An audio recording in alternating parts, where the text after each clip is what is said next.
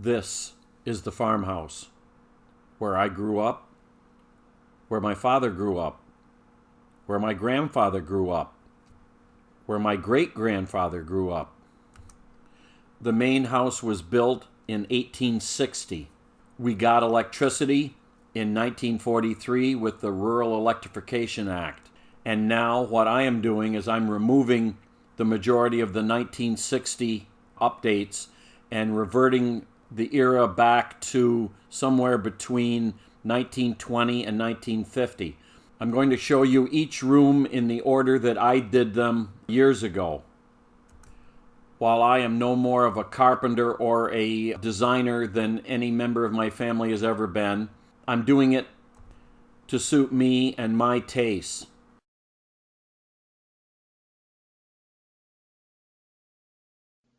In this episode, we're going to deal with the kitchen door that leads out onto the porch.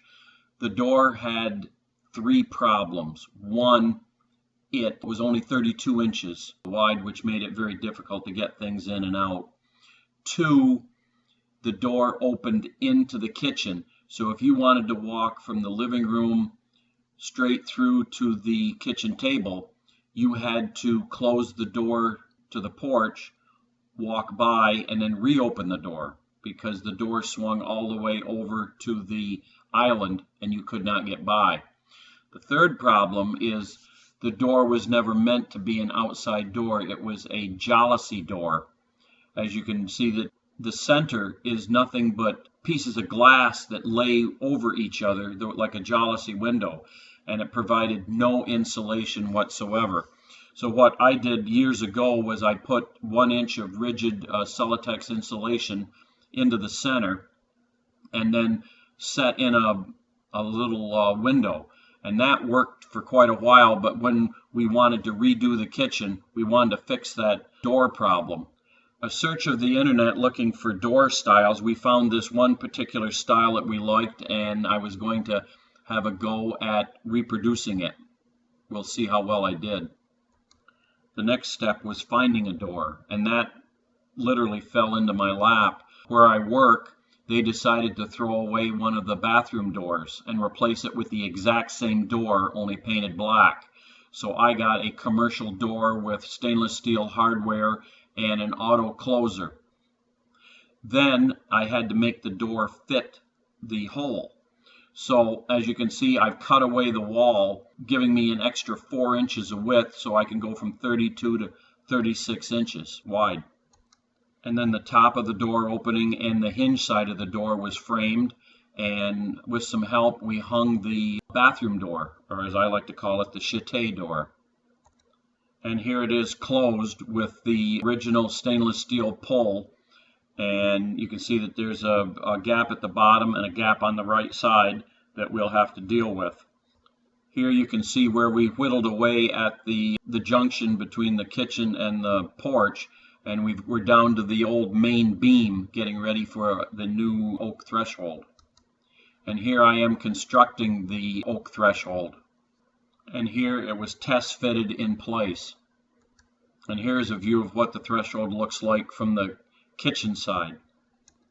And here you can see we set in a piece of oak hobby wood that will be directly under the door. And here's what it looked like when we finished it with 4 coats of amber antique shellac. That would have been the finish of the day. And then I cased the door and installed the automatic closer. And then for the prerequisite lock, I installed a Yale external deadbolt. And the reason why it has to be external is the center of the door is basically sawdust and glue with a oak veneer on both sides. So you don't have a solid core to install a normal deadbolt. And here you can see where I had the bolt milled on a Bridgeport miller to create a bevel so that as the bolt is extended, it hits the stop and forces the door closed tighter, because the only thing pulling the door closed is the automatic closer, because there isn't going to be a standard latch assembly like on a normal door. And then I went ahead and put the auto closer into the kitchen from the porch because it was explained to me that it would be better on the inside than outside. Now with the door functioning, it was time to put the niceties on the door. First was getting a Roggins style cast iron handle. It might have been for a barn door or something, but it's big and heavy and it works very well. The next was to cover the door in cardboard to match the original design we found on the internet to see how that was going to come out. And then I measured for the window, taped it off, and used a cordless skill saw to cut the hole to get ready for the piece of 1-inch thick insulated glass. And here is the porch side of the door with the section of wood cut out, and that's what it's going to look like when we install the window. Next, I went to a lumber mill and I had them cut me some 1/2-inch by 4-inch wide rough sawn poplar. I did not want it finished. And this was glued and nailed to the door. As you can see that it pretty much matches the original picture on the internet. Then for insulation, I gave the door a good heavy coat of NASA shuttle paint, which has a rough finish, which was what we were after. We were looking for an old, rough-looking door. Paint color I chose for the door was Benjamin Moore Aura Spanish Red, because that almost exactly matches the milk paint that we put on the cupboard in the kitchen. By this time, the window that we custom ordered had arrived, so I popped out the chunk of wood and stuck that in with silicone seal and then trimmed it on both sides to hold it in place. Here is the example of the inside trim. That's a special trim that I designed and constructed. Here you can see the door from the kitchen side. The window is in, the trim is done, the stainless steel kick plate and push plate are removed, getting ready for finishing of the inside of the door. And here's the finished door on the porch side.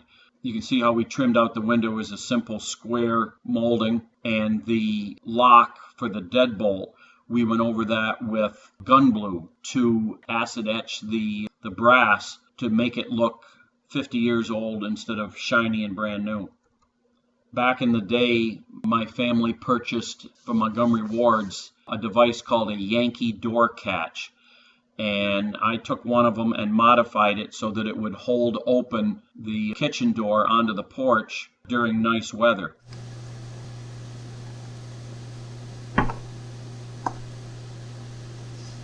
And you can see here how the door is held open.